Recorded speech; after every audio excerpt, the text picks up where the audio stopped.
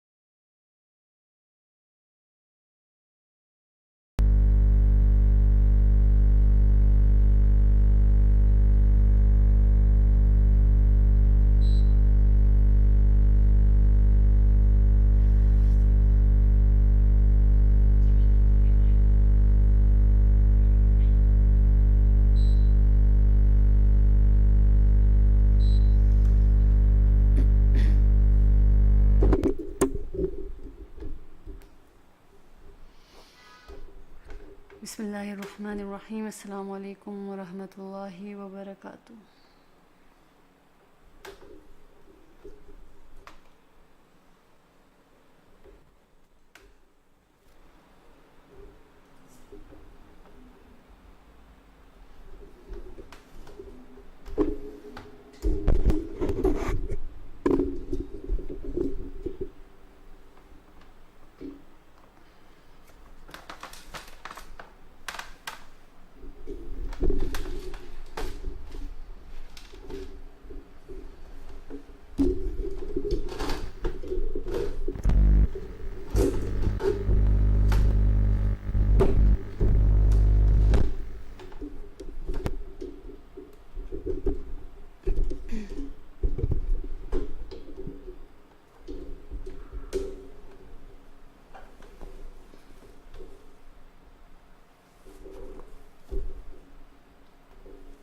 جی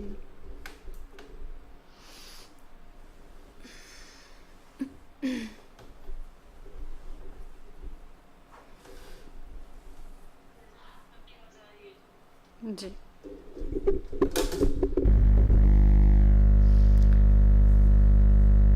الحمد للہ وکفا وسلام علی عباده الذین اصطفى اما بعد.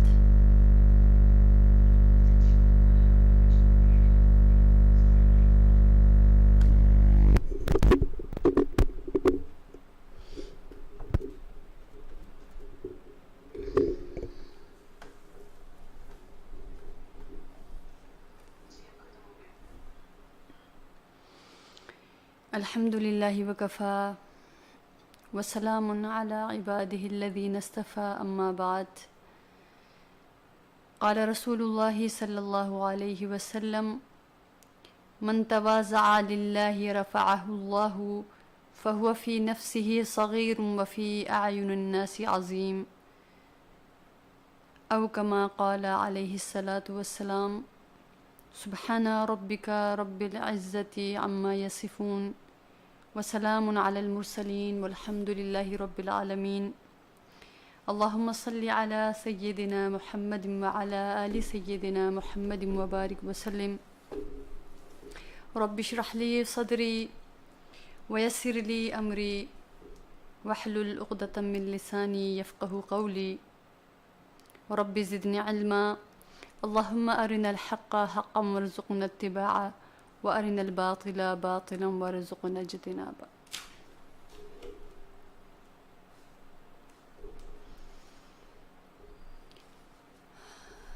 جو ایک سلسلہ ہمارا چل رہا ہے، ان میں سے جو کچھ بیانات جو جمعرات کے سیشنز ہیں ان میں ہوتے رہے ہیں، ان میں سے جیسے آج کا ہمارا موضوع ہے کہ جو عاجزی اختیار کرتا ہے اللہ تعالیٰ اس کو بلندی عطا فرماتے ہیں۔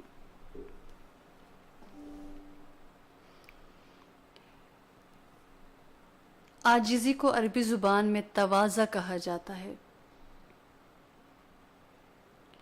اور یہ جو لفظ تواضع ہے، اس کے معنی ہے اپنے آپ کو کم درجہ سمجھنا، اپنے آپ کو کم درجہ سمجھنا۔ صرف اپنے آپ کو کم درجہ والا کہنا یہ تواضع نہیں ہے، یہ عاجزی نہیں ہے۔ اپنے آپ کو کمتر کہنا یہ عاجزی نہیں ہے، بلکہ کمتر سمجھنا یہ عاجزی ہے۔ مثلاً یہ سمجھے کہ میری کوئی حیثیت، کوئی حقیقت نہیں۔ اگر میں کوئی اچھا کام کر رہا ہوں تو یہ محض اللہ تعالیٰ کی توفیق ہے، اس کی عنایت اور اس کی مہربانی ہے، اس میں میرا کوئی کمال نہیں۔ یہ ہے تواضع اور عاجزی کی حقیقت۔ جب یہ حقیقت حاصل ہو جائے تو اس کے بعد زبان سے چاہے اپنے آپ کو حقیر اور ناچیز کہے یا نہ کہے، اس سے کوئی فرق نہیں پڑتا۔ اس صفت کو حاصل کرنا یہ اصل بات ہے۔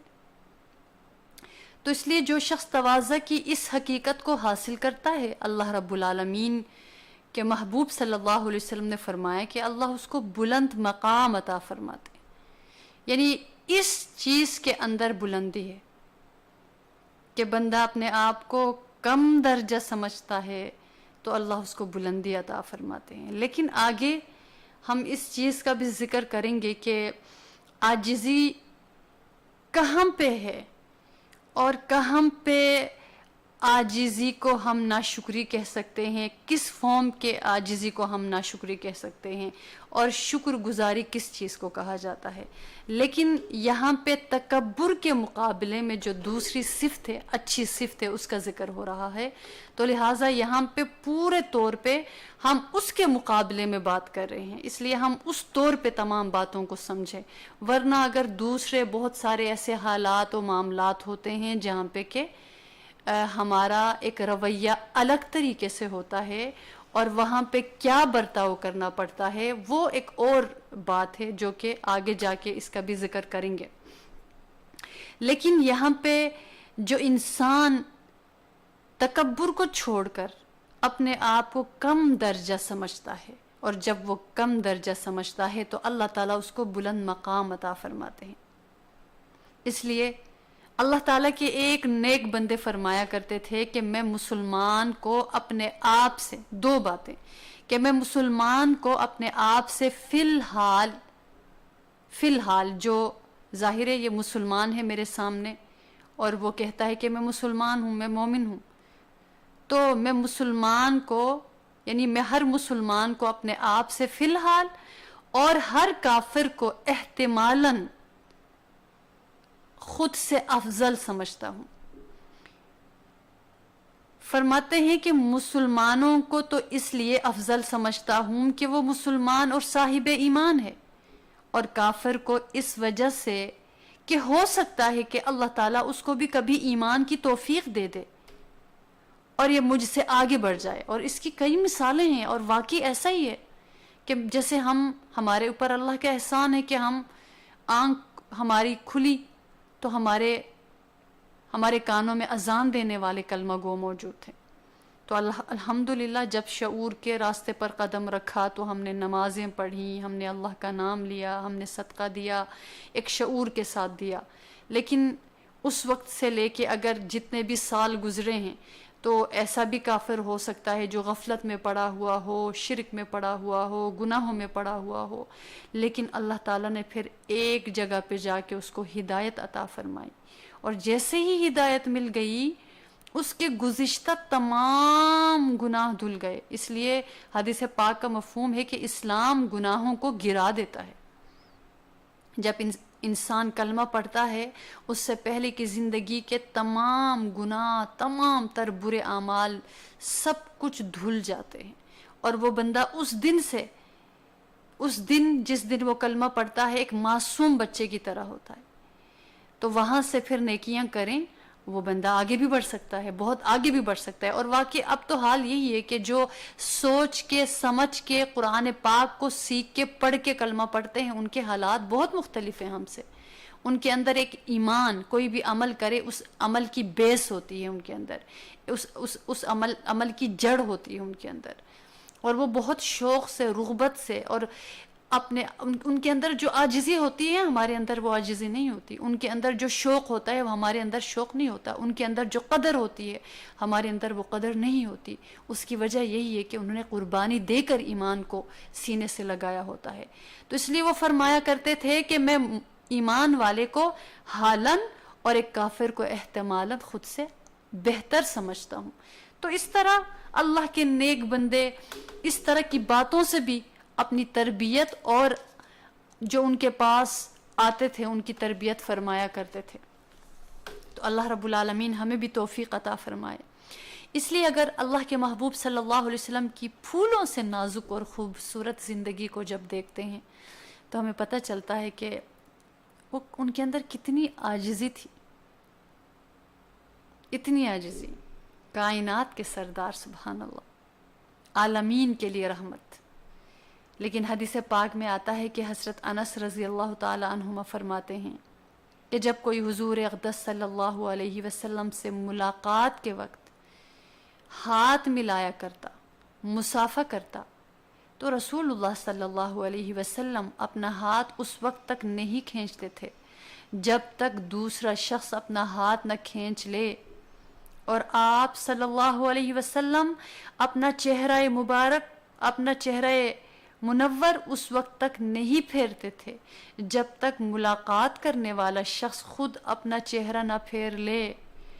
جب آپ صلی اللہ علیہ وآلہ وسلم مسلسل مجلس میں بیٹھتے تو اپنا گھٹنا بھی دوسروں کے آگے نہیں کرتے تھے، یعنی امتیازی شان سے نہیں بیٹھتے تھے کہ کسی کے آگے ایک پاؤں کر لینا، یعنی کس قدر حساس تھے اللہ کے حبیب صلی اللہ علیہ وسلم. کتنا لحاظ ہوتا تھا، کتنی چھوٹی چھوٹی باتوں کا خیال رکھا جاتا تھا کہ ان مجلسوں میں ایسا ادب نظر آتا ہے. ہماری مجالس میں کہاں ہے ادب؟ کہ اگر وہاں سے بھی دیکھیں قرآن عظیم الشان ہمیں کس قدر خوبصورت ادب سکھاتا ہے.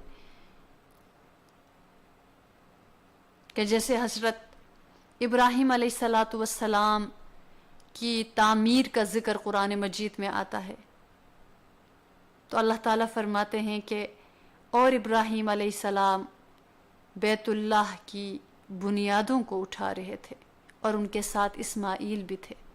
تو پھر اللہ والے اس کو تفسیر کرنے والے فرماتے ہیں کہ یہاں پہ اللہ پاک نے ہمیں ادب سکھایا ہے کہ ابراہیم علیہ السلام باپ تھے اور نبی تھے، اسماعیل علیہ السلام بیٹے تھے اور نبی تھے. تو کیونکہ باپ کا درجہ بڑا ہوتا ہے تو کس قدر خوبصورت انداز کے بیچ میں ایک واو کا فرق لایا گیا کہ ابراہیم بڑے تھے اور ابراہیم علیہ السلام کام کر رہے تھے اور اسماعیل علیہ السلام ان کا ساتھ دے رہے تھے. اس طرح سے ذکر انداز، اس طرح سے کہ تعمیر کا کام ابراہیم علیہ السلام فرما رہے تھے لیکن ان کے ساتھ اسماعیل علیہ السلام بھی تھے. تو اس میں ایک ادب کا ذکر کیا کہ ان کے ساتھ تھے.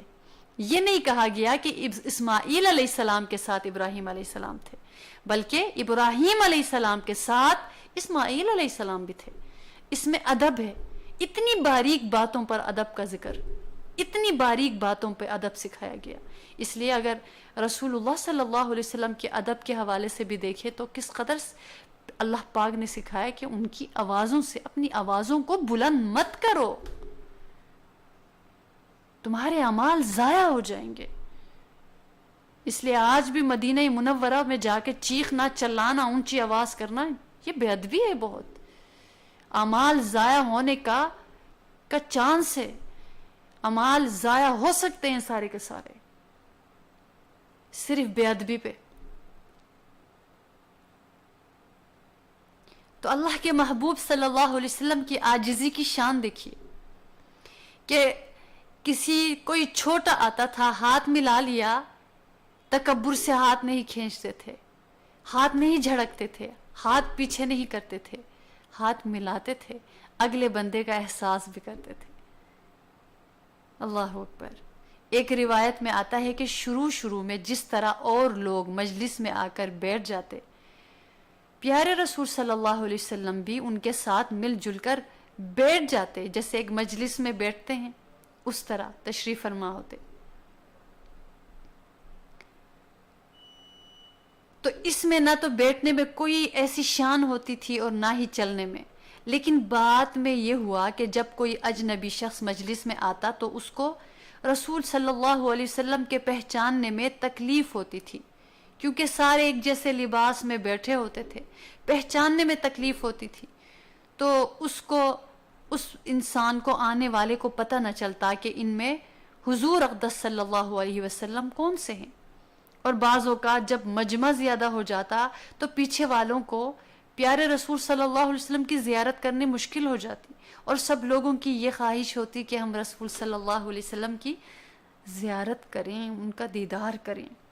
اس وقت صحابہ کرام نے پیارے رسول صلی اللہ علیہ وسلم سے درخواست کی کہ یا رسول اللہ صلی اللہ علیہ وسلم، آپ اپنے لیے کوئی اونچی جگہ بنوا لیں اور اس پر بیٹھ کر بات فرمایا کریں، تاکہ آنے والوں کو بھی پتہ چل جائے اور سب لوگ آپ کی زیارت بھی کر لیا کریں اور بات سننے میں بھی سہولت اور آسانی ہو۔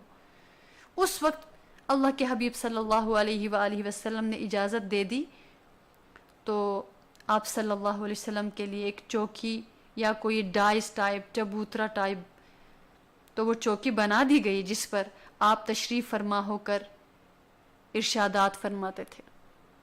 تو اس کی بھی اجازت ہے، لیکن اس کا ایک مقصد تھا کہ بات کی سمجھ آ جائے، دور والے بھی سن لیں، دور والے بھی دیکھ لیں، کیونکہ دیکھ کر سننے سے بات کی سمجھ زیادہ جلدی آتی ہے، اور جب مجلس میں لوگ بیٹھے ہوئے ہوں اور وہ نہ دیکھے تو ان کو آواز بھی نہیں جاتی۔ تو اس لیے یہ اہتمام کیا گیا، لیکن وہ عاجزی کی وجہ سے ان کے بیچ میں تشریف فرما ہوتے تھے۔ تو کائنات کے سردار سبحان اللہ، اللہ رب العالمین ہمیں بھی ایسی ہی صفت عطا فرمائے، اور ہم کوشش کر رہے ہیں، لیکن ہم انسان ہیں، اللہ ان کی شان بہت بلند ہے۔ بس اللہ پاک نے فرمایا کہ میرے رسول کی زندگی میں تمہارے لیے بہترین نمونہ، یعنی اس نمونے کو اپناؤ، میرے رسول صلی اللہ علیہ وسلم کی زندگی کا جو سانچہ ہے اس میں اپنے آپ کو ڈھال لو، اس کسوٹی پہ پرکھ کے دیکھ لو، تو انسان پھر محنت بھی کر سکتا ہے اور اپنی تربیت بھی کرواتا رہتا ہے کہ یہ عمل میرے اندر آئے۔ کوشش کرتا ہے نا، مایوس تو نہیں ہوتا، آہستہ آہستہ کوشش کرتا ہے۔ ہم سارے کون سے کامل ہوتے ہیں؟ آہستہ آہستہ محنت کرتے ہیں، پھر گر جاتے ہیں، پھر چلنے کی کوشش کرتے ہیں، تو اس کوشش میں کچھ نہ کچھ آتا تو ہے نا۔ اس لیے اللہ کے نیک بندے فرماتے ہیں کہ یہ جو معاملہ ہے، یہ جو عاجزی کا معاملہ، یہ ابدیت کا معاملہ ہے اور یہ فنائیت کا معاملہ ہے۔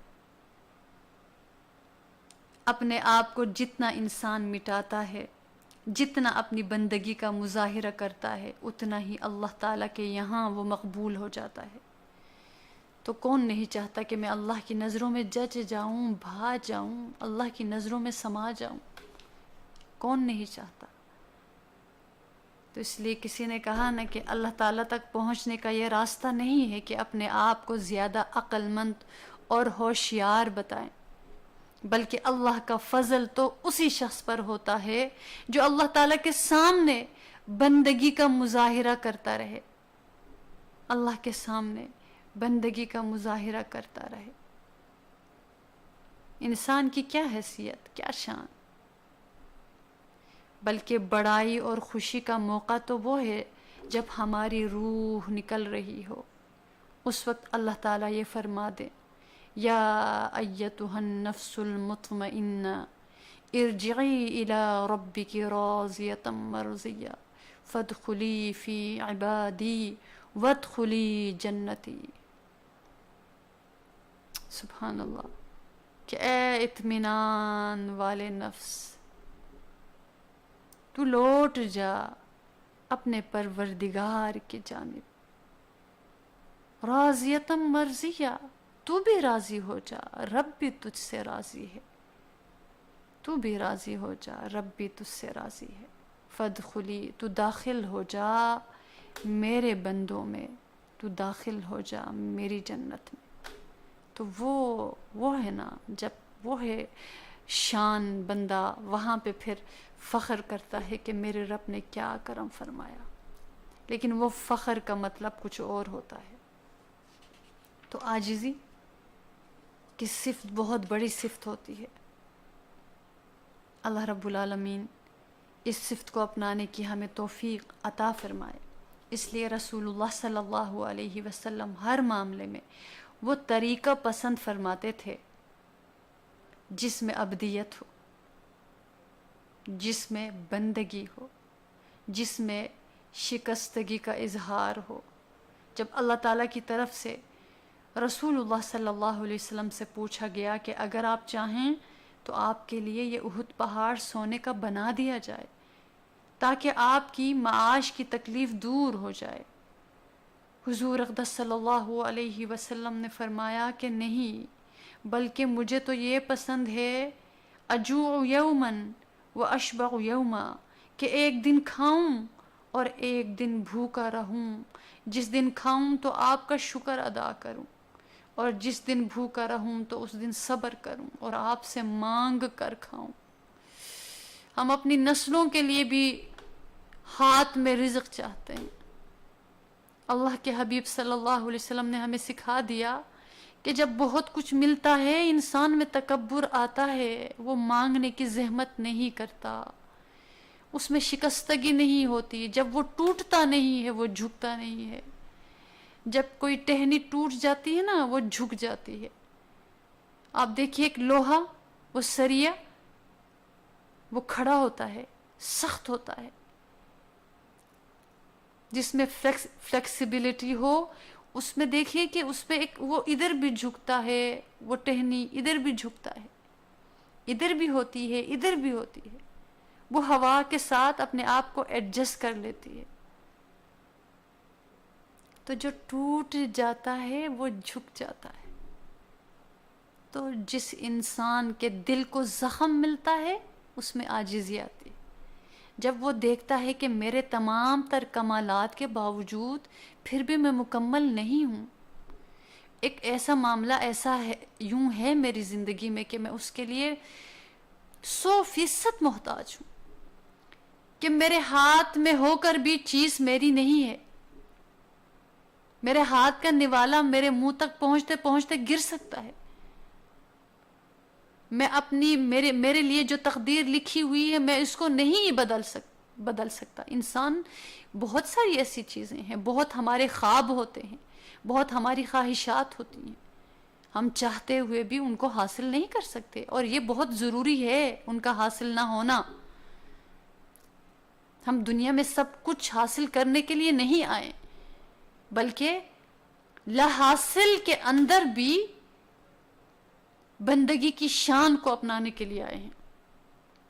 لا حاصل یعنی جو چیز حاصل نہیں ہوئی اس کے اندر بھی حکمت ڈھونڈنے کے لیے آئے ہیں.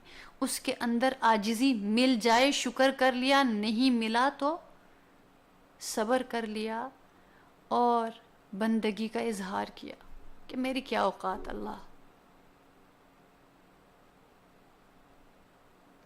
تو کتنی خوبصورت حدیث پاک ہے یہ کہ ایک دن مجھے ملے میں شکر ادا کروں، دوسرے دن نہ ملے میں صبر کروں.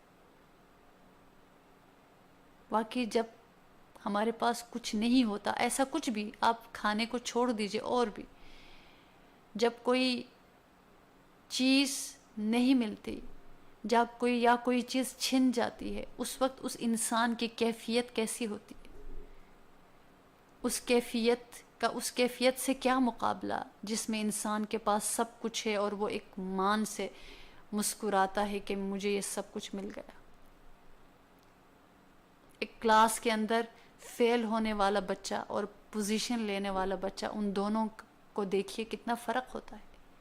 وہ جو فیل ہونے والا بچہ جس طرح اس کا چہرہ یوں عجیب سا ہوتا ہے، مرجھایا ہوا، سر جھکا ہوا ہوتا ہے، اس کو ڈانٹ پڑتی ہے وہ ڈانٹ برداشت کرتا ہے، لیکن جو دوسرا بچہ ہوتا ہے وہ فخر سے سر اٹھاتا ہے اور تعریف سے اس کے تکبر میں اور اضافہ ہو جاتا ہے۔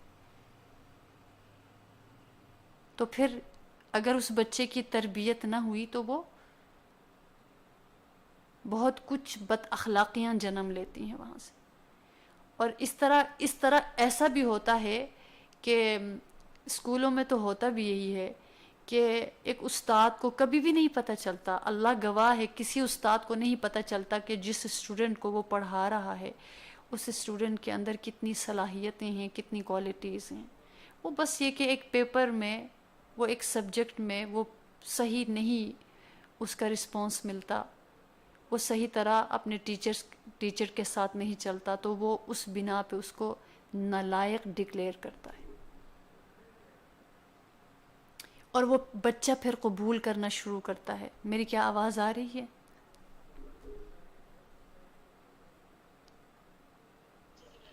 جی۔ تو وہ بچہ جو ہے نا، جب اس کو استاد کی طرف سے بار بار ملتا ہے تو وہ بچہ ایکسیپٹ کرتا ہے کہ میں نالائق ہوں،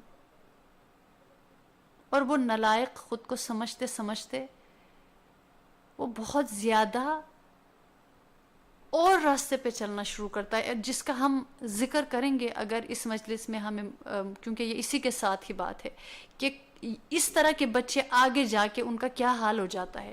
تو پھر یہ سوال ذہن میں آتا ہے نا کہ یعنی عاجزی سے کہیں یہ معاملہ تو نہیں ہوتا، کہیں ایسا مسئلہ تو نہیں ہوتا؟ وہ عاجزی اور چیز ہے، یہ عاجزی اور چیز ہے، وہ تربیت کی بات ہے۔ لیکن یہ دو باتیں تو واضح ہیں، کسی کو کچھ مل جائے وہ اور کسی سے کچھ چھن جائے، ان دونوں کی فیلنگز میں فرق ہوتا ہے، بہت بڑا فرق ہوتا ہے۔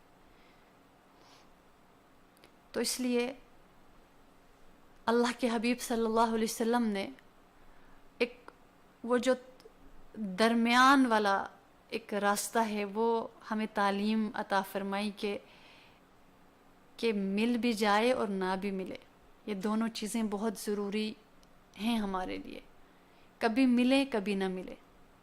تو یہ تو ایک طرح سے ہم اس چاہت پہ چلتے ہیں نا جس کی چاہت اللہ کے حبیب صلی اللہ علیہ وسلم نے کی تھی، کچھ مل گیا کچھ نہ ملا۔ ہم تو کچھ نہ ملنے کو تو روتے ہیں، بہت زیادہ روتے ہیں، اور اسی کچھ نہ ملنے کو روتے روتے روتے وہ جو کچھ مل گیا تھا اس کی ناشکریوں کے اندر پڑ جاتے ہیں، اور پھر ہم جب ہماری آنکھ کھلتی ہے تو وہ جو تھا وہ بھی ہاتھ سے چھن چکا تھا۔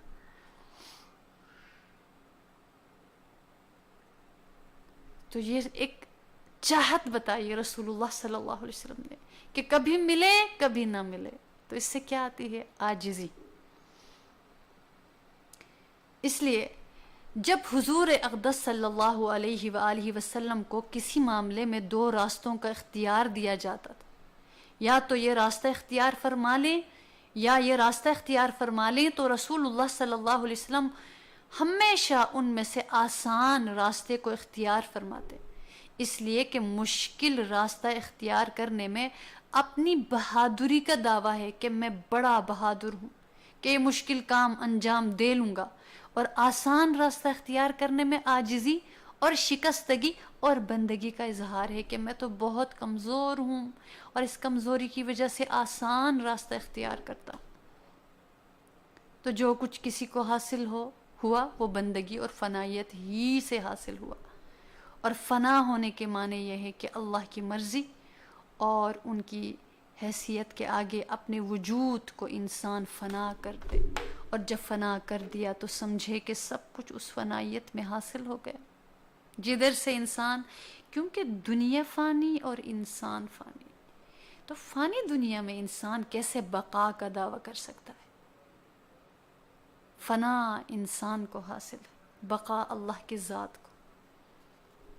تو جب فانی دنیا میں فانی انسان اپنے آپ کو فانی سمجھ کے چلتا ہے نا، اللہ اس کو بقا عطا فرماتے کہ انسان، اللہ کو دعویٰ پسند نہیں ہے انسان کا کہ وہ دعویٰ کرے.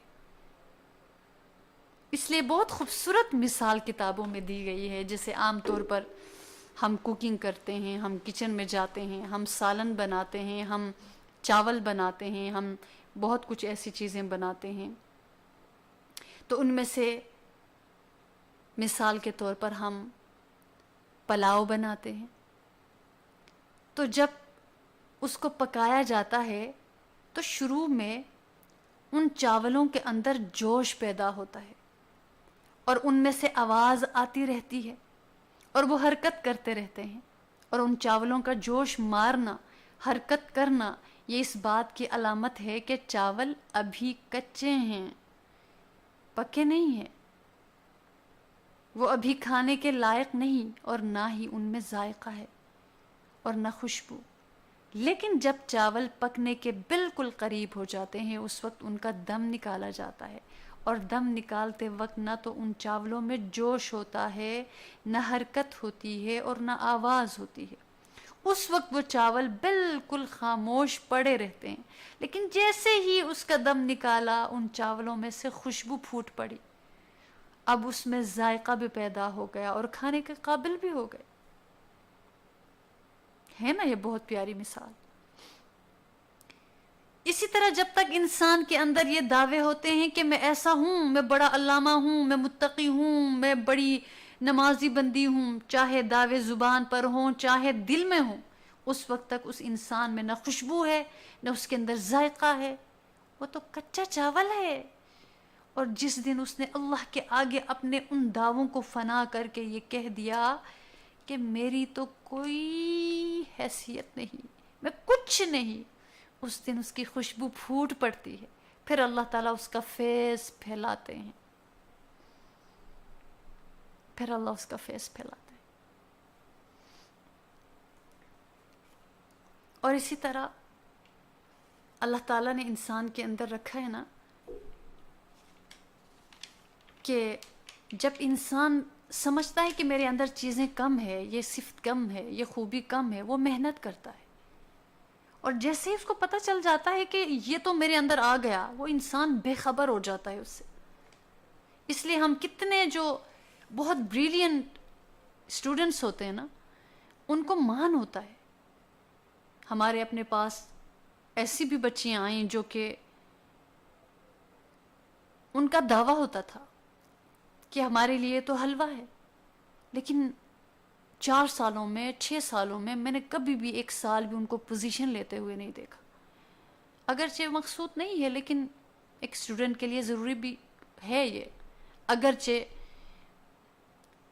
اس بنا پر اسٹوڈنٹ کو اسٹوڈنٹ نہیں کہا جا سکتا کہ جی پوزیشن مل گئی تو وہ اسٹوڈنٹ ہے، نہیں ہے تو نہیں ہے، لیکن دعویٰ جو ہے نا، بتانے کا مقصد کہ دعویٰ ایسی چیز ہے کہ انسان، اس لیے جو اللہ کے بندے ہوتے نا وہ دعویٰ نہیں کرتے، وہ کام کرتے.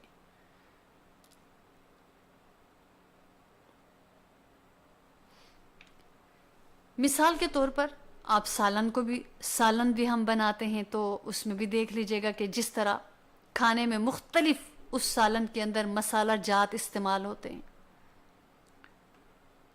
تو اس میں سے اس کے ذائقے پر اثر پڑتا ہے کہ جو ہم چاہتے ہیں کہ ہم کیا بنانے جا رہے ہیں تو اس میں اس طرح کے مسالہ جات استعمال کرتے ہیں اور اس میں وہ خوشبو آتی ہے، اس میں وہ ذائقہ آتا ہے اور اس کا نام دیا جاتا ہے. اسی طرح انسان کی شخصیت کے اندر بھی مختلف صفات ہوتی ہیں. ان کی کمی اور زیادتی سے انسان اچھا برا کہلاتا ہے. جس طرح ایک سالن میں ہر چیز صحیح مقدار میں ہو، وہ ایک ذائقہ دار کھانا بن جاتا ہے اور پھر اس کا ایک نام بھی ہوتا ہے. بالکل انسان میں وہ صفات اچھی ہوں، وہ صفات ہوں اور اپنے حساب سے ہوں تو وہ اس انسان اس بنا پہ اس کو کہا جاتا ہے یہ شکر گزار ہے، یہ امانت دار ہے، یہ سچا ہے، یہ انصاف پسند ہے، اور پھر وہ اچھا کہلاتا ہے. اسی طرح کھانے میں دیکھا جاتا ہے کہ کس چیز کو کس مقدار میں رکھے، کہ مسالہ کتنا ڈالنا چاہیے، نمک کتنا ڈالنا چاہیے، پانی کتنا ڈالنا چاہیے. اسی طرح انسانی شخصیت کے لیے بھی ضروری ہے کہ کس صفت کا کس حد تک ہونا ضروری ہے. مثال کے طور پر غصہ ہے، صبر ہے، خواہش ہے، اعتبار ہے، حق گوئی ہے انسان کے اندر. یہ کس مقدار میں ان کا ہونا ضروری ہے. جس طرح نمک، مرچ، مسالہ، پانی وغیرہ، ان کو ایک مقدار میں، ایک اس کی کوانٹیٹی ہوتی ہے. زیادہ ہو تو بھی صحیح نہیں، کم ہو تو بھی صحیح نہیں. نمک کم ہو تو پھیکا، زیادہ ہو تو اس کو کھانا مشکل. مرچیں کم ہو تو بہت سے لوگ پسند نہیں کرتے، اگر زیادہ ہو جائے کوئی کھا ہی نہیں سکتا. تو ہر چیز ان میں سے کوئی بھی چیز زیادہ ہو کم ہو بندہ اس کھانے کو پسند نہیں کرتا، لیکن بیلنس رکھا جائے تو وہ کھانا بہترین ہو جاتا ہے. بالکل اسی طرح انسان کے اندر غصہ ہوتا ہے، لیکن غصے کا ہونا ضروری ہے، لیکن غصے کا بڑا ہوا ہونا یہ نقصان دہ ہے، اور غصے کا بالکل نہ ہونا یہ بھی نقصان دہ ہے.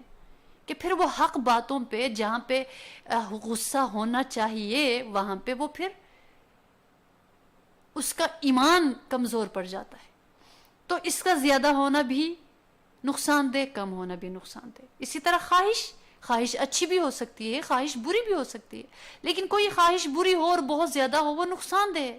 اچھی خواہش ہو وہ فائدہ مند ہے. اور اسی طرح اعتبار کرنا، انسان کسی پہ اعتبار کرتا ہے تبھی تو کام چلتا ہے.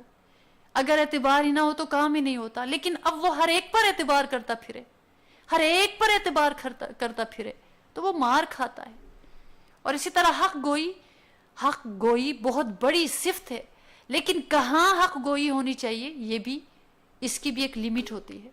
تو مطلب ایک بیلنس رکھا جائے تو یہ وہ چیزیں ہیں. بالکل جس طرح میں نے عرض کیا کہ ان چیزوں میں بیلنس ہونا چاہیے، تو انسانی صفات میں یہ جو صفات ہیں ان میں بھی بیلنس ہونا چاہیے. اسی طرح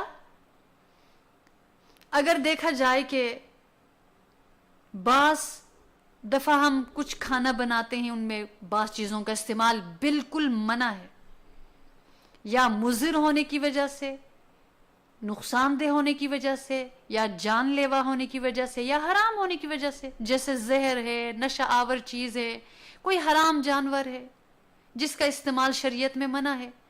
اسی طرح انسانی شخصیت میں بھی بعض برائیاں ایسی ہیں جو اس کے لیے مضر ہے، جو منع ہے، جائز نہیں ہے، جن سے روکا گیا ہے. جیسے تکبر، کہ یہ سرے سے نہیں ہونا چاہیے. تکبر سرے سے انسان میں نہیں ہونا چاہیے، سرے سے نہیں ہونا چاہیے. حسد بالکل نہیں ہونا چاہیے. اگر ہے ہم مسلسل محنت کریں. ظلم یہ نہیں ہونا چاہیے، ظلم کی اللہ اجازت نہیں دیتے. شہوات کو ناپسند کیا گیا ہے. بدگمانی اس سے روکا گیا، منع کیا گیا ہے. اور منافقت یہ منع ہے. تو بالکل تکبر منع ہے. تو عاجزی بھی ایک ایسی چیز ہے کہ عاجزی بہت بڑی صفت ہے، بہت بڑی صفت ہے. تو اس عاجزی کو اپنانے کے لیے اللہ کے نیک بندے مسلسل اپنی تربیت کرواتے ہیں.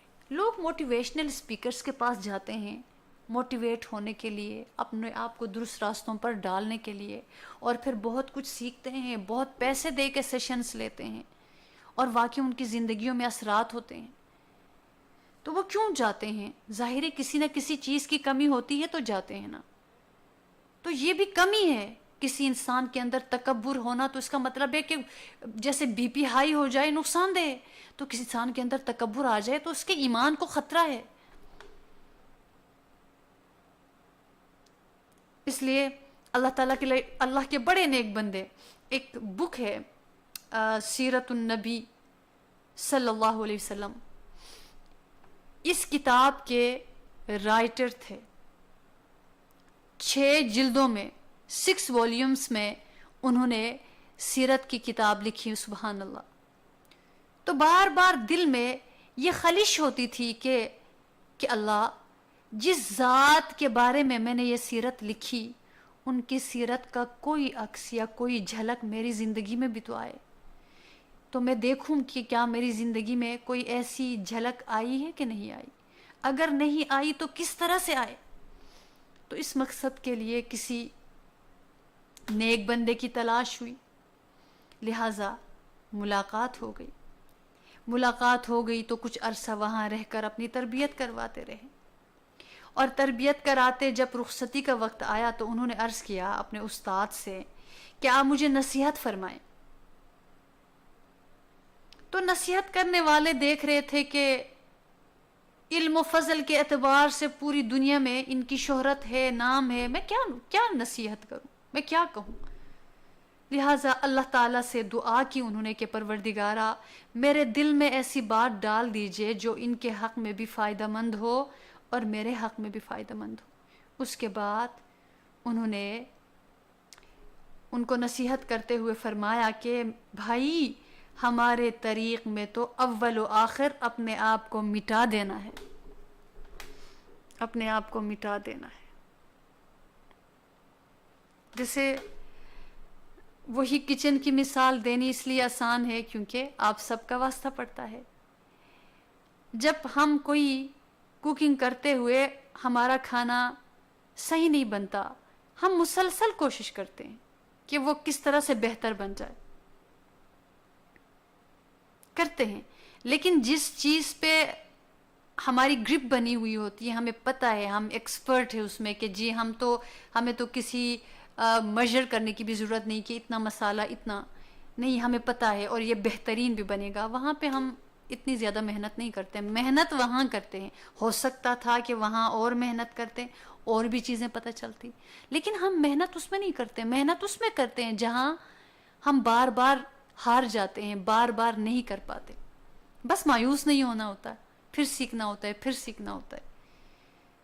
تو انہوں نے فرمایا کہ ہمارے طریق میں تو اول و آخر اپنے آپ کو مٹا دینا ہے، یعنی میری وصیت تو یہ ہے کہ ہم اپنے آپ کو مٹے ہوئے سمجھے، یعنی وہی رسول اللہ صلی اللہ علیہ وسلم کے فرمان کے مطابق کہ اللہ مجھے مسکینوں میں بٹھانا اور مسکینوں میں اٹھانا، عاجزی کی صفت۔ تو جب تک انسان میں انا کا بدھ موجود ہے نا، اس وقت تک وہ چاول کچا ہے، ابھی جوش مار رہا ہے، اور اس وقت خوشبودار اس وقت تک نہیں بنے گا جب اس انا کو مٹایا جائے گا۔ فنائیت میں اللہ تعالیٰ نے یہ خاصیت رکھی۔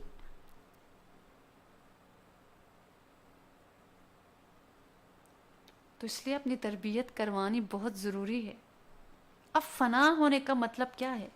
فنا ہونے کا مطلب یہ کہ اپنے طور طریقے اور اپنے انداز میں انسان تکبر سے پرہیز کرے اور عاجزی کو اختیار کرے، اور جس دن عاجزی کو اختیار کرے گا اللہ تعالیٰ اس دن راستہ اس کے لیے کھول دیں گے، کیونکہ حق تک پہنچنے میں سب سے بڑی رکاوٹ تکبر ہوتی ہے، اور تکبر والا اپنے آپ کو کتنا ہی بڑا سمجھتا رہے، دنیا والوں کو کتنا ہی ذلیل سمجھتا رہے، لیکن انجام کار اللہ تعالیٰ تواضع والے کو ہی عزت عطا فرماتے ہیں اور تکبر کرنے والے کو ذلیل کرتے ہیں۔ وہ چاہے لاکھ مرتبہ کروڑ مرتبہ اپنے آپ کو بڑا سمجھے، جب تک وہ اللہ کی نظر میں بڑا نہیں، اس کی کوئی حیثیت نہیں ہے۔ اس لیے ایک نیک بندے فرمایا کرتے تھے کہ میں اپنے گھر میں کبھی کبھی ننگے پیر بھی چلتا ہوں، اس لیے کہ کسی روایت میں پڑھ لیا تھا کہ حضور اقدس صلی اللہ علیہ وسلم کسی موقع پر ننگے پاؤں بھی چلا کرتے تھے۔ میں بھی اس لیے چل رہا ہوں تاکہ رسول اللہ صلی اللہ علیہ وسلم کی اس سنت پر بھی عمل ہو جائے۔ چھوٹی چھوٹی باتوں میں اپنے لیے تلاش کرنا، اور اس میں اطمینان کتنا ہوتا ہے، خوشی کتنی ملتی ہے، اور ثواب کتنا ہوتا ہے کہ نیت ہو گئی کہ یا اللہ یہاں سے ادھر تک میں ننگے پاؤں چل رہی ہوں، تو اس میں نیت یہ کہ اللہ آپ کے حبیب صلی اللہ علیہ وسلم بھی تو کبھی چلا کرتے تھے نا، تو مجھے اس سنت کا ثواب عطا فرما، اور مجھے عاجزی کی صفت عطا فرما، کیونکہ میری اوقات ایسی ہے کہ میں بہت محنت نہیں کر سکتی، اللہ میں ذرا سی کر کے آپ سے ثواب بڑھا لینا چاہتی ہوں۔ تو عاجزی، ہمبلنس، انسان کا ہمبل ہونا، ایروگنٹ نہ ہونا، یہ بہت خوبصورت صفت ہے، یہ بہت حسن ہے۔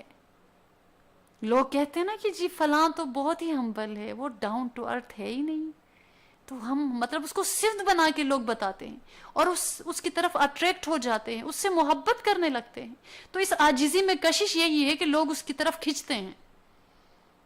بھئی کسی کوئی اگر امیر ہے، کسی کے پاس کوئی بڑی گاڑی ہے، کوئی برینڈ پہنتا ہے، کوئی بہت کمال اس کو حاصل ہے، بہت بڑا کسی کام کے اوپر وہ ایکسپیرینسڈ ہے وہ بندہ، تو اس میں کیا کسی کے اوپر احسان کیا؟ کسی کے اوپر کیا احسان کیا؟ ہاں، ہمارے ماں باپ کے احسانات ہیں نا کہ انہوں نے ہمیں تربیت کی، ہمیں پالا، ہمارے لیے ایمان کا ذریعہ بن گئے، ہمارے لیے دین سے جڑنے کا ذریعہ بن گئے، ہمارے بڑے ہیں، اللہ نے ان کا حق رکھا ہے، تو کوئی کیوں بڑائی جتلائے ہم پہ؟ ہمیں کیا اس نے دیا؟ تو بندہ ایسے انسان سے لوگ دور ہو جاتے ہیں، اس کے قریب تو نہیں آتے، اور جو کوئی مسکرا کے دیکھیں، محبت سے پیش آئے، لوگ اس کی طرف کھنچتے ہیں عاجزی کی وجہ سے۔ تو یہ عاجزی کے اندر، اور وہ دل میں، زبان سے نہیں، دکھاوے کی عاجزی، چند گھنٹوں کی عاجزی نہیں، سمجھنا خود کو، سمجھنا خود کو، یہ عاجزی ہے۔ تو اس لیے نیک بندے اپنے آپ کے لیے ایسا راستہ تلاش کرتے تھے۔ اس لیے ایک واقعہ آتا ہے کہ ایک نیک بندے تھے، انہوں نے دیکھا کہ کتا راستے میں پڑا ہوا ہے زخمی، وہ اٹھا کر گھر لے آئے، اس کا علاج کروایا، کتنے دن اس کو رکھا اور وہ ٹھیک ہو گیا، یہاں تک کہ وہ ٹھیک ہو گیا اور چلا گیا۔ کتنا عرصہ گزر گیا کہ وہ کہیں راستے سے جا رہے تھے، اور وہ راستہ اس طرح سے تھا کہ دائیں بائیں کیچڑ اور اس طرح سے راستہ تھا، اور درمیان میں راستہ، آگے سے ایک کتا آ رہا، نے دیکھا کہ آگے سے کتا آ رہا ہے، تو یہ بھی رک گئے اور کتا بھی رک گیا۔ تو آپس میں ایک جو ہوتا ہے نا، ایک روحانی بات، ایک گفتگو، تو کتے کی طرف وہ دیکھ رہے ہیں اور کتا بھی کھڑا ہے، اور اگر کوئی بھی نیچے اتر رہا تو نیچے کیچڑ ہے، پانی ہے، کپڑے گندے ہو رہے ہیں، تو انہوں نے دل ہی دل میں اس طرح سے کتے سے کلام کیا کہ تم اترو نیچے، تمہیں کیا مسئلہ ہے؟ تو کتے نے کہا کہ تم اترو نا نیچے، تمہیں کیا مسئلہ ہے؟ تو انہوں نے کہا کہ میں اتر جاؤں گا تو میں نماز پڑھتا ہوں، میرے کپڑے ناپاک ہو جائیں گے، میرے کپڑے گندے ہو جائیں گے۔ تو اس کتے نے جواب میں کہا کہ نیچے اترنے سے آپ کے کپڑے تو پاک رہیں گے، لیکن آپ کا دل گندا ہو جائے گا۔ کس بنا پہ؟ اس بنا پہ کہ یہ سمجھ لیا کہ یہ تو کتا ہے نا، یہ تو ناپاک ہے نا، میں انسان ہوں، میں پاک ہوں۔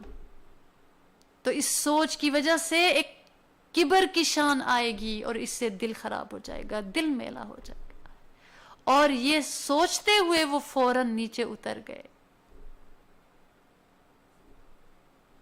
اور ان کے کپڑے ناپاک ہو گئے، اور بعد میں کپڑے دھو کے پاک کپڑے پہن کر نماز پڑھ لی۔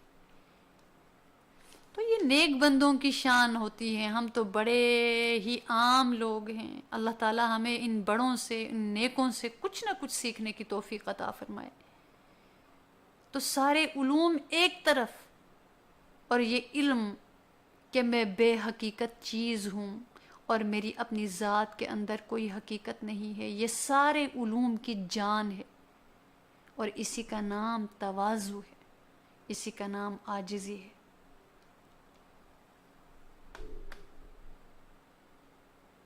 لیکن اب ایک بات کہ ایک ہوتا ہے تواضع اور ایک ہے احساس کمتری،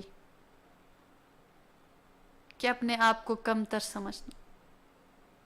اپنے آپ کو احساس کمتری کا شکار ہونا، اور ایک ہوتا ہے عاجزی، دل میں اپنے آپ کو کم سمجھنا.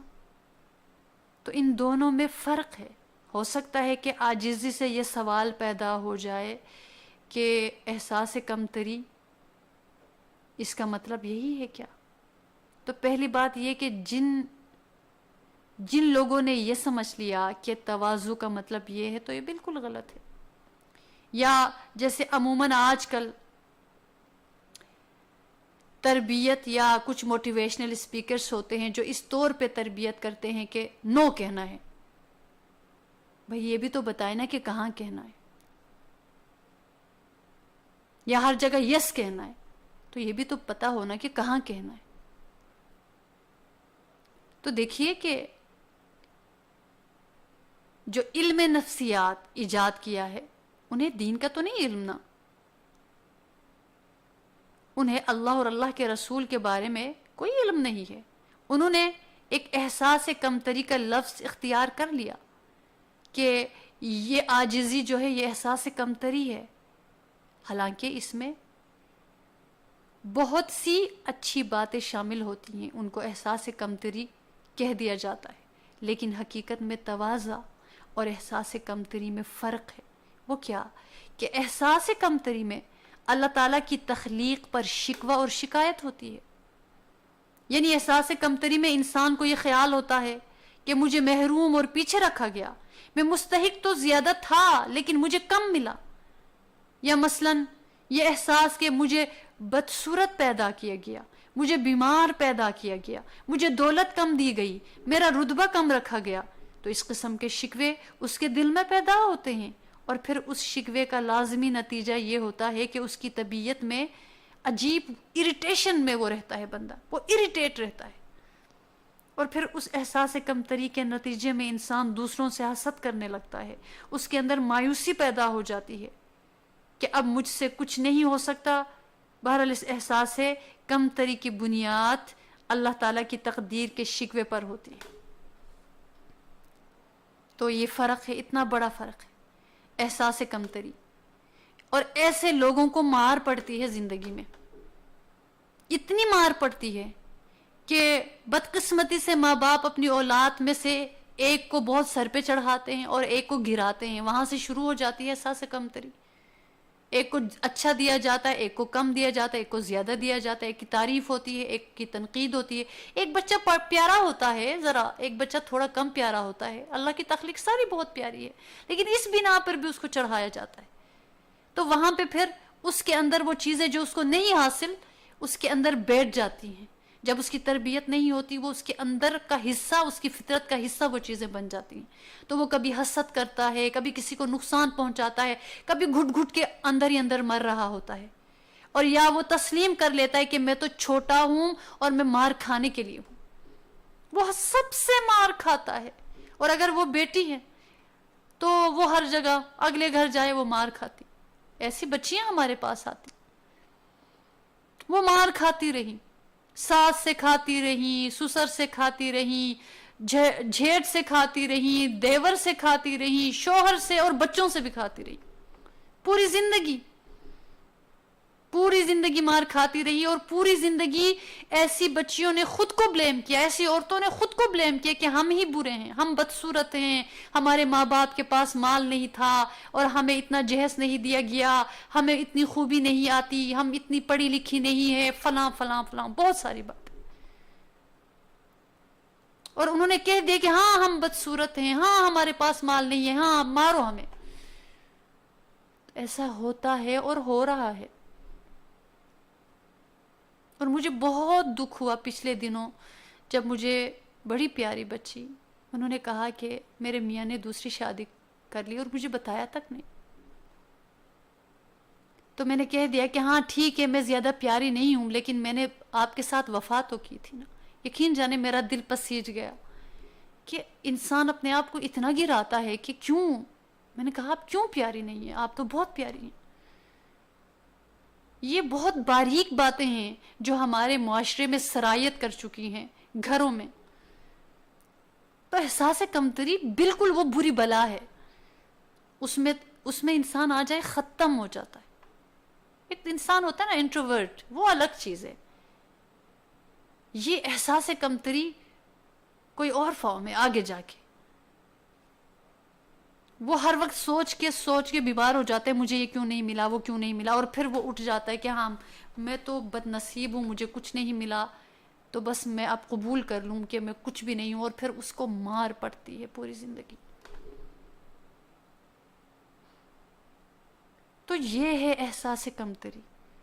جہاں تک تواضع کا تعلق ہے نا، یہ اللہ کی تقدیر پر شکوے سے حاصل نہیں ہوتی، بلکہ اللہ تعالیٰ کی انعامات پر شکر کے نتیجے میں حاصل ہوتی ہے.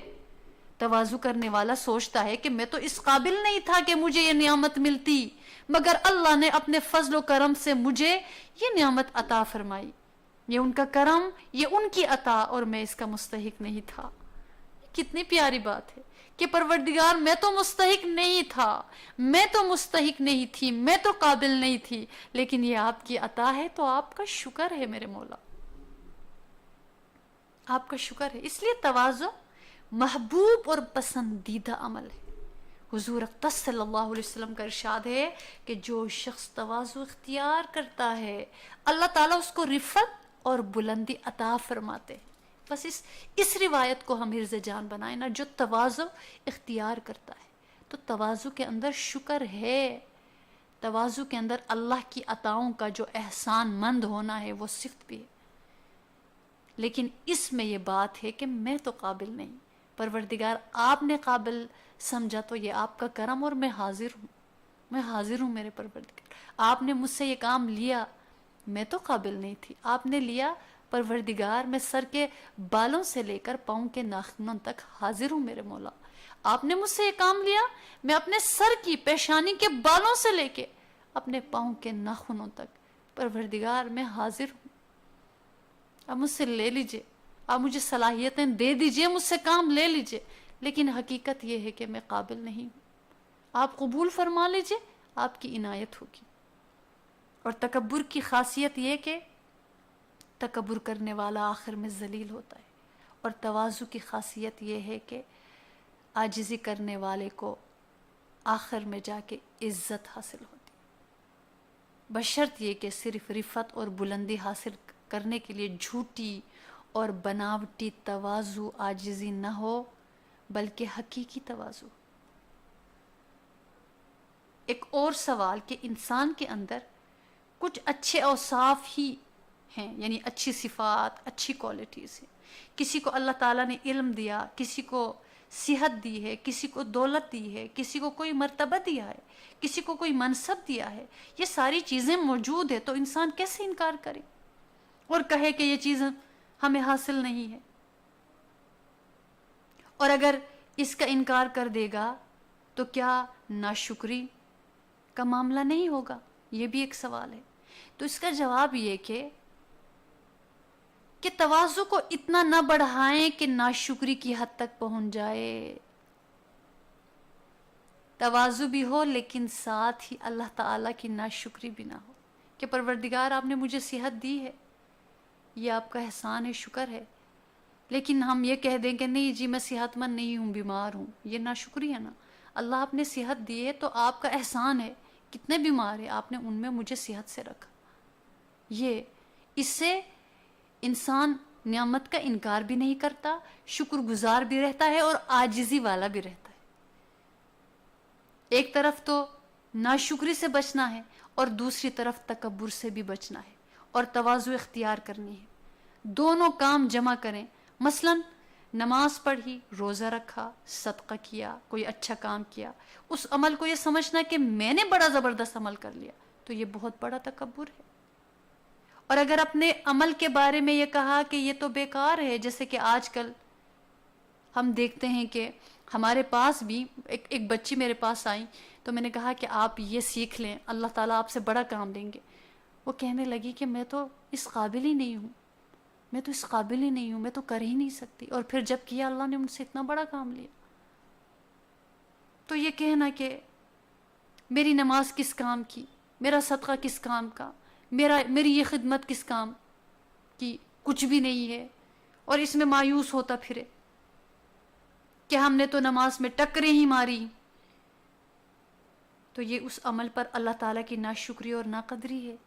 نماز پڑھ کے بندہ کہتا ہے نا، اللہ پاک آپ نے مجھے توفیق دی، آپ کا کرم ہے، اللہ جو کوتاہیاں کی ہیں عبادت کے اندر اللہ مجھے معاف کر دینا، لیکن آپ نے اتنوں میں مجھے سجدے کی توفیق دے دی، یہ کتنا کرم ہے آپ کا، آپ نے چاہا کہ میں سجدہ کروں، اور اتنوں میں آپ نے مجھے نکال کر میرے مال کو صدقے کے لیے قبول فرمایا، میرے مال کو اپنی راہ کے لیے قبول فرمایا۔ اللہ آپ کا شکر ہے۔ کتنے لوگ کتنے گندے اعمال پر اپنے مال کو لگاتے ہیں، بہاتے ہیں، اور آپ نے میرے مال کو چن کے کہاں لگایا؟ یا اللہ کتنے اپنی صلاحیتوں پہ کن کن راستوں پر اپنی صلاحیتیں لٹا رہے ہیں اور ضائع کر رہے ہیں، اور آپ نے ان میں سے چن کے میری صلاحیتوں کو کہاں استعمال کیا، مجھے کہاں لگایا، مجھے کہاں سے جوڑا، مجھے کہاں سے واصل کیا، کہاں سے نتھی کیا؟ اللہ میرے مال کو کہاں پہ لگایا، میری صلاحیتوں کو کہاں لگایا، میرے سر میری جبین کہاں پہ جھکی ہوئی ہے، میرے جسم کی مشقت کہاں لگی ہوئی ہے، میرا غم کا مرکز اور منبع کیا ہے، میرے آنسو کس لیے گرتے ہیں؟ تو اللہ میں قابل تو نہیں ہوں، آپ کا شکر ہے، لیکن یہ کہنا کہ کچھ بھی نہیں، یہ بھی کچھ بھی نہیں، وہ بھی کچھ بھی نہیں، کچھ ہے ہی نہیں، ہے ہی نہیں، یہ ناقدری اور ناشکری ہے۔ یہ کہنا کہ میرا کمال، یہ تکبر ہے، اور یہ کہنا کہ اللہ میں تو قابل نہ تھی، آپ نے قابل بنایا، تو یہ آپ کا کرم ہے اور میں حاضر ہوں۔ یہ عاجزی ہے، یہ عاجزی ہے۔ تو ایک اور بات کہ ان دونوں چیزوں کو کیسے جمع کیا جائے کہ ناشکری بھی نہ ہو، تکبر بھی نہ ہو، شکر بھی ادا ہو اور تواضع بھی ہو۔ تو ان دونوں کو جمع کرنا کس طرح سے؟ وہ اس طرح کہ انسان یہ خیال کرے کہ اپنی ذات میں تو میرے اندر اس عمل کی ذرہ برابر طاقت اور صلاحیت نہ تھی، لیکن اللہ تعالی، اللہ رب العالمین نے اپنے فضل و کرم سے یہ عمل کرا دیا۔ اس طرح دونوں چیزیں جمع ہو جاتی ہیں کہ ذات میں اپنے آپ کو بے حقیقت سمجھنا تواضع ہو گئی، اللہ تعالیٰ کی عطا کا اقرار کیا تو یہ اب شکر گزاری ہو گئی، اب دونوں باتیں جمع ہو گئی۔ اس لیے جو بندہ اللہ تعالیٰ کا شکر بجا لاتا ہو اس کے اندر کبھی تکبر نہیں آ سکتا، کیونکہ شکر کے معنی یہ ہیں کہ میرے اندر پروردگارہ اپنی ذات میں کوئی صلاحیت نہ تھی، اللہ رب العالمین نے اپنے فضل و کرم اور اپنی عطا سے مجھے یہ چیز عطا فرمائی۔ تو رسول اللہ صلی اللہ علیہ وآلہ وسلم نے دونوں کو جمع کر کے دکھا دیا اور فرمایا کہ انا سید ولد آدم ولا فخر۔ سبحان اللہ، کہ میں آدم کے بیٹوں کا سردار ہوں، میں آدم کے بیٹوں کا سردار ہوں۔ اب اس سے تو یہ ظاہر ہو رہا ہے کہ اپنی بڑائی کا اظہار فرما رہے ہیں، لیکن ساتھ ساتھ یہ بھی فرما دیا کہ ولا فخر، یعنی میں اپنا سردار ہونا بڑائی کی وجہ سے نہیں کہہ رہا ہوں، بلکہ اللہ تعالیٰ نے مجھے اپنے فضل و کرم سے بڑا بنا دیا اور آدم کے بیٹوں کا سردار بنایا، یہ محض ان کی عطا ہے، میری ذات کی بڑائی کا اس میں کوئی دخل نہیں۔ تو یہ کتنی خوبصورت راہ، کتنا پیارا راستہ اللہ کے حبیب پاک صلی اللہ علیہ وسلم نے ہمیں بتا دیا۔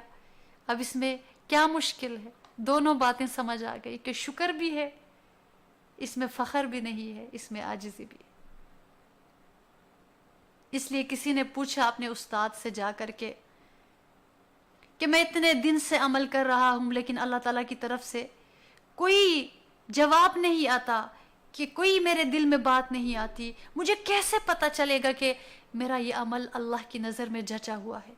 تو استاد نے فرمایا کہ ارے جو تمہیں اللہ کی توفیق مل رہی ہے یہ وہی ان کی طرف سے جواب تو ہے، اس لیے کہ اگر تمہارا عمل قبول نہ ہوتا تو تمہیں اللہ اللہ کرنے کی توفیق نہ ہوتی، کسی اور جواب کے انتظار میں رہنے کی کوئی ضرورت نہیں ہے۔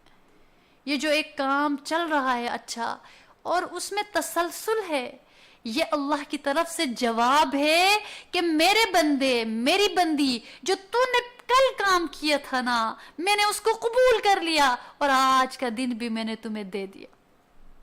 سبحان اللہ، اس لیے کسی نے کہا نا کہ جو اللہ اللہ کر رہا ہے، یہ اللہ اللہ کرنا ہی ہماری طرف سے لبیک کہنا ہے، یہ تیرے اللہ اللہ کا جواب ہے کہ ایک مرتبہ کرنے کے بعد دوسری مرتبہ کرنے کی توفیق دیتی۔ تو اس لیے جب کسی نے اللہ کا ذکر کیا، پھر اللہ تعالیٰ نے اس ذکر کو جاری رکھا اور دوبارہ توفیق دے دی، تیسری بار، چوتھی بار، تو اس بات کی علامت ہے کہ یہ عمل اللہ کو پسند ہے، یہی ٹوٹا پھوٹا عمل اللہ کے یہاں محبوب ہے، لہٰذا اس کی ناقدری نہیں کرنی چاہیے، بلکہ اس پر اللہ تبارک و تعالیٰ کا شکر ادا کرنا چاہیے۔ اس لیے اللہ کے پیاروں نے فرمایا کہ سیدھی بات یہ ہے کہ رسول اللہ صلی اللہ علیہ وسلم کی سنت کے مطابق عمل کرتے رہو، اور ہر عمل پر اللہ کا شکر ادا کرو کہ یا اللہ، آپ نے اپنے فضل و کرم سے توفیق عطا فرمائی، آپ کا شکر ہے، میرے اندر تو کوئی طاقت نہ تھی، اور جب اپنی غلطیوں اور کوتاہیوں کا خیال آئے تو اس پر استغفار کر لو کہ یا اللہ، مجھ سے کوتاہیاں ہوئی ہیں، مجھے معاف فرما دیجئے، اور ایسا کرنے سے تواضع کا بھی حق ادا ہو جائے گا، شکر کا بھی حق ادا ہو جائے گا، اور تکبر بھی پاس نہیں آئے گا۔ تو اس لیے تواضع حاصل کرنے کا یہ طریقہ کہ اپنے آپ کو یہ سمجھنا کہ میں تو بندہ ہوں، اللہ تعالیٰ جو کچھ میرے ذمے لگا دیں گے وہ کام کروں گا، اب اگر وہ کہیں منصب پر بٹھا دیں تو وہ کام کروں گا، میں ان کا بندہ ہوں، غلام ہوں، لیکن اللہ نے جو کچھ عطا فرمایا یہ محض ان کی عطا ہے۔ اس طرح کرنے سے شکر اور تواضع دونوں جمع ہو جاتے ہیں۔ تو رب العالمین اس صفت کو حاصل کرنے کی ہمیں توفیق عطا فرمائے۔ یہ سمجھ لیجئے گا کہ رسول اللہ صلی اللہ علیہ وسلم کا پسندیدہ عمل اور اللہ کے محبوب کی ایک طرح سے سنت ہے، ایک ان کی زندگی کا عمل اور پسندیدہ عمل ہے، اور آپ اس پر چل کے دکھا دیا۔ لیکن اللہ کے حبیب صلی اللہ علیہ وسلم نے بھی ہمیں وہ دو راستے بتا دیے کہ میں سردار ہوں لیکن مجھے اس پر فخر نہیں ہے۔ تو وہ جو نعمت ملے وہ اللہ کی عطا ہوتی ہے، اس پر شکر بجا لانا ہے، لیکن جو کچھ میں بہت اچھا کر رہی ہوں میرا کوئی کمال نہیں ہے، اللہ کی عطا ہے، اللہ آپ کی عطا پر آپ کا شکر ہے، میری کوئی اوقات نہیں ہے، میں تو بہت عاجز بندی ہوں۔ تو جب یہ صفت آ جائے، رب العالمین کو انسان پر پیار آتا ہے، اللہ تعالیٰ اس کو مزید اس پر توفیقات کے دروازوں کو کھول دیتے ہیں۔ تو پروردگار عالم ہمیں تکبر کی برائی سے پناہ عطا فرمائے اور عاجزی کی شان اور صفت عطا فرمائے۔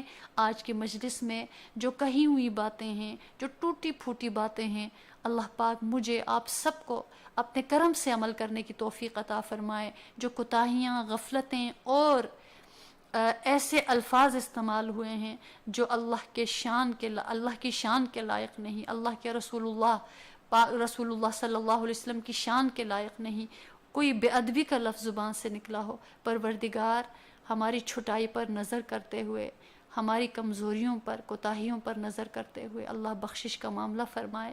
اللہ تعالیٰ اس مجلس کو اپنی رضا کا، اپنے قرب کا، اپنی عطاؤں کا، اپنے محبوب صلی اللہ علیہ وسلم کی محبتوں کا اور قرآن عظیم الشان اور سیرت مصطفیٰ صلی اللہ علیہ وسلم سے جڑنے کا ذریعہ بنائیں۔ آمین یا رب العالمین۔ وآخر دعوانا ان الحمد للہ رب العالمین۔ سبحان ربک رب العزت عما یصفون وسلام علی المرسلین والحمد للہ رب العالمین۔ جزاکم اللہ خیر۔ السلام علیکم۔